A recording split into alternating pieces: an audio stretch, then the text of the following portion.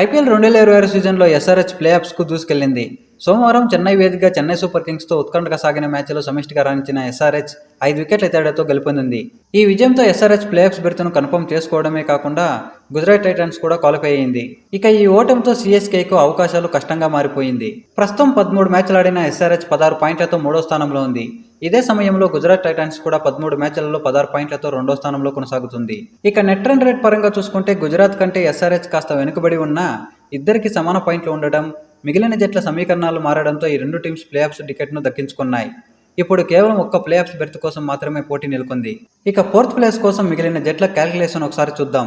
Royal Challengers Bengaluru ఇప్పటికే top ప్లేస్లో ఉండగా ఇప్పుడు గుజరాత్ ఎస్ఆర్హెచ్ జాయిన్ అయింది. ఇక మిగిలిన 4వ స్థానం కోసం రాజస్థాన్ రాయల్స్ రేసులో ఉంది.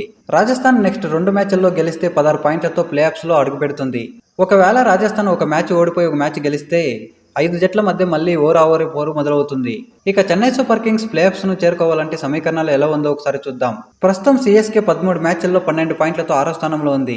ఎస్ఆర్హెచ్తో ఓటమితో సీఎస్కేకు ప్లే ఆఫ్స్ అవకాశాలు 90% దెబ్బతింది. దీంతో చెన్నై తన ఆఖరి మ్యాచ్లో తప్పకుండా గెలవాలి. అలా గెలిచినా కూడా అది ప్లే ఆఫ్స్కు సరిపోదు. రాజస్థాన్ రాయల్స్ తన మిగిలిన మ్యాచ్లలో రెండింటిలో ఓడిపోవాలి, లేదంటే ఒక మ్యాచ్లో ఓడిపోవాలి. అలాగే పంజాబ్, ఢిల్లీ వంటి ఇతర జట్లు కూడా భారీ తేడాతో ఓడిపోతే తప్ప సీఎస్కేకు అదృష్టం కలిసిరాదు. ఇక మ్యాచ్ ఓటమనంతరం రుతురాజ్ గైక్వాడ్ మాట్లాడుతూ, ఇదో అద్భుతమైన మ్యాచ్, ఆఖరి వరకు ఉత్కంఠగా సాగింది. 19వ ఓవర్ వరకు మేము మ్యాచ్లోనే ఉన్నాం. ముందుగా బ్యాటింగ్ చేసి 180 పరుగులు చేయడం అనేది ఇక్కడ ఒక మంచి పోరాడే స్కోరే. ఇదొక అద్భుతమైన మ్యాచ్. కొన్ని విషయాలు మేము తప్పులు చేసి మూల్యం చెల్లించుకున్నాం. అయినా మా ఆటగాళ్ల ప్రదర్శన చూసి గర్వపడుతున్నా. ఈ మ్యాచ్లో మేము 3 విభాగాల్లో బాగా రాణించాం. కానీ ఒక వికెట్ తీసిన వెంటనే వచ్చిన అవకాశాన్ని పూర్తిగా ఉపయోగించుకోలేకపోయాం. ప్రత్యర్థిపై ఒత్తిడి పెంచలేకపోయాం. అదే మా విజయ అవకాశాలను దెబ్బతీసింది. ఏది ఏమైనా మాకున్న పరిమిత ఆటగాళ్లతో అత్యుత్తమ కాంబినేషన్స్తో బాగా ఆడాం. మా ప్రదర్శన పట్ల నాకు గర్వంగా ఉంది. వచ్చే సంవత్సరం మంచి టీమును నిర్మిస్తాం. ఈ సీజన్లో మాకు చాలా సానుకూల అంశాలు ఉన్నాయి. సంజు శాంసన్ జట్టులోకి రావడం చాలా మంచి పరిణామం. అతను మా కోసం చాలా బాగా ఆడుతున్నాడు. కార్తిక్ శర్మ ఈరోజు మరోసారి అద్భుతమైన ఇన్నింగ్స్ ఆడాడు.